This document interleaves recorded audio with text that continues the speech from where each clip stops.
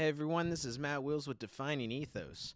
So today we're watching a requested clip from the Face the Nation interview with Ilhan Omar. Of course, this comes after Somali communities have been tied up in the largest COVID relief fraud that we've seen so far. Now, notice in this interview, Omar keeps shifting factual concerns into racial accusations. That reframing is just used to deflect and change what the audience thinks. The Biden-era Justice Department called it the largest COVID fraud scheme in the country. And this was pocketing COVID-era welfare funds, more than $1 billion in taxpayer money that was stolen. It was pretty shocking.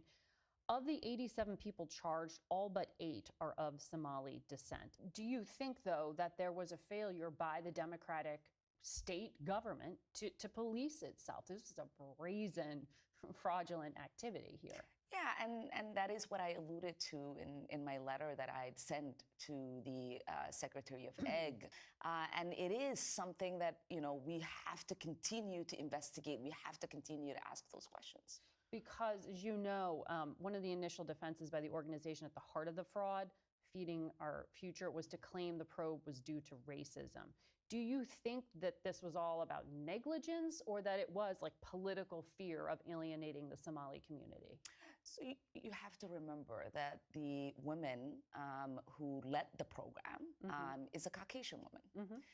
And that was her way of making sure that this would continue to happen by using whatever rhetoric that was available to her. I've seen a lot of comments on this interview about her pointing out the Caucasian woman, but there was something she said after it that was far more important. She said using whatever rhetoric that was available to her. That means that she sees racial language as a tool to be used.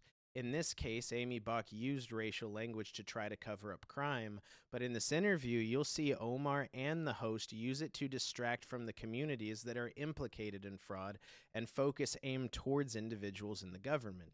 But it's important to note that she doesn't view racial language through a moral lens. She views it from a utilitarian one. That means that if she uses racial language, you shouldn't feel any sense of moral guilt. You should see it for how it's being used, a tool.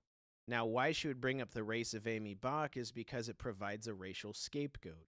The head of the nonprofit is white, and ultimately she let this happen. That's true, but the community still committed fraud, taking tons of money and sending a lot of it overseas. Both things can be true. We do know that when the money was stopped, they did sue.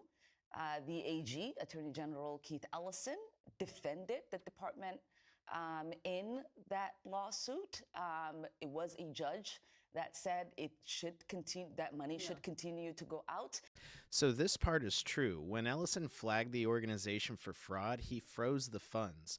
Then Feeding Our Future sued, and a judge ruled in their favor because, you guessed it, the department didn't follow the exact termination process. So a technicality. So that means that while the FBI did their investigation over about 10 months, the nonprofit kept receiving a very large amount of funds. And so this wasn't something that people were not looking at. There was always those alarms, and we will continue to understand where things might have gone wrong as these investigations continue and as these fraudsters are prosecuted and sent to jail. Well, it's going to have impact for your community, because we've already heard the head of Medicare and Medicaid say they're going to have a new policy that applies to Minnesota. You heard the Treasury Secretary say they're investigating. But there's another thread here.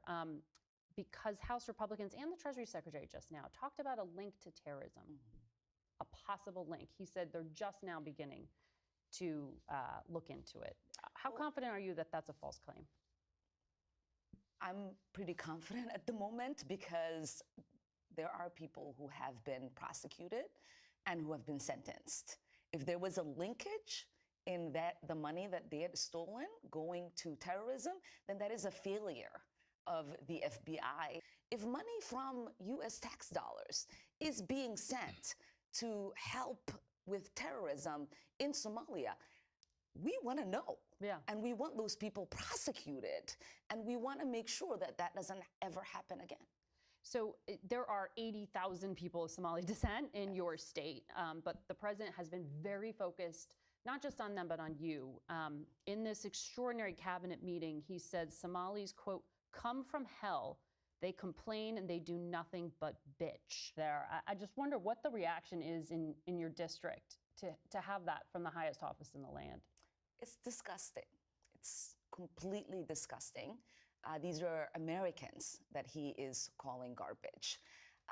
And we feel like there is an unhealthy obsession that he has on the Somali community, and an unhealthy and creepy obsession that he has That's with a me. deflection.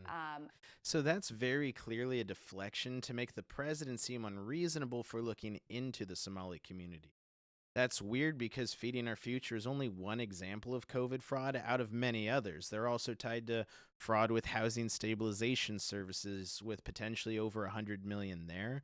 They're tied to autism and behavioral health Medicaid fraud, small business and COVID relief fraud. If they could take advantage of a system, they found out how. I think it is also really important for us to remember that this kind of hateful rhetoric and this level of dehumanizing can lead to dangerous actions by people who listen to the president.